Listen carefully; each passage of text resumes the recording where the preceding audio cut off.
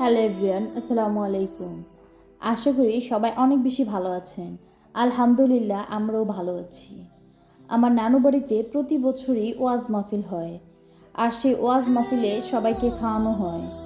তাই এবছর গরু জবাই করে সবাইকে খাওয়ানো হয়েছে। আর হুজুরদের জন্য আলাদা করে সাদা ভাত, মুরগির রোস্ট, ইলিশ ভাজা, ডাল, গরুর মাংস আরও অনেক কিছু হুজুরদের জন্য খাওয়ানো হয়।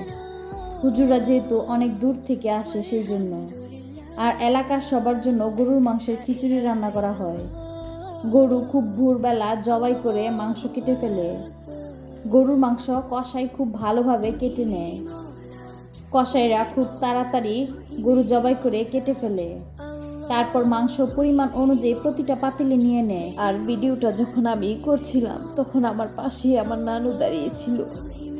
আর এখন যখন ভিডিওতে আমি ভয়েস দিচ্ছি, আমার নানুর জন্য এত পরিমাণ কষ্ট হচ্ছে যে আমি কাউকে এই কথাটা বলে বোঝাতে পারবো না। আমার নানু আর এই পৃথিবীতে নেই। সবাই আমার নানুর জন্য দোয়া করবে। আমার নানুকে যেন আল্লাহ যেন জান্নাতবাসী করে। এই পৃথিবীতে যার নানু নাই সেই বুঝে নানুর কষ্টটা। আমার নানু আমাকে অনেক বেশি ভালোবাসতো।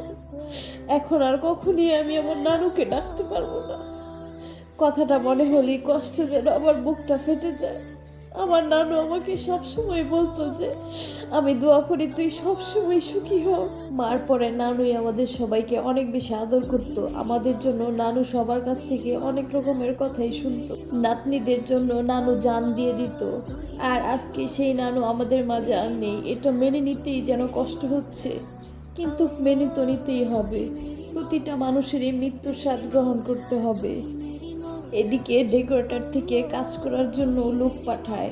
ওনারাই সব কিছু কাটাকাটি বাটাবাটি সব কিছু করে দেয়। এদিকে ওরা আদা রসুন পেঁয়াজ সব কিছু কেটে দেয়। এদিকে সবজিও আনা হয়। এবার রান্না বসিয়ে দিয়েছে, যেহেতু অনেক মানুষের জন্য রান্না করতে হবে তাই 4টা চুলায় রান্না বসিয়ে দিয়েছে। এতে করে তাড়াতাড়ি সব রান্না হয়ে যাবে। গরুর মাংসগুলো আগে রান্না করে কষিয়ে নিচ্ছে। এদিকে রুই মাছ ধুয়ে নিচ্ছে, সাথে মুরগির রোস্টও ধুয়ে নিচ্ছে। খিচুড়ির জন্য সব ধরনের সবজি কেটে নিয়েছে। সবজির মধ্যে ছিল পেঁপে, মিষ্টি কুমড়া, গাজর, লাউ, বাঁধাকপি, ফুলকপি, আলু, সিম, টমেটো আরও বিভিন্ন রকমের সবজিও ছিল। এদিকে মুরগির রোস্টও ভাজা হচ্ছে। এদিকে ভাত রান্নাও হয়ে গেছে। ভাত কত সুন্দরভাবে মারগালা হচ্ছে।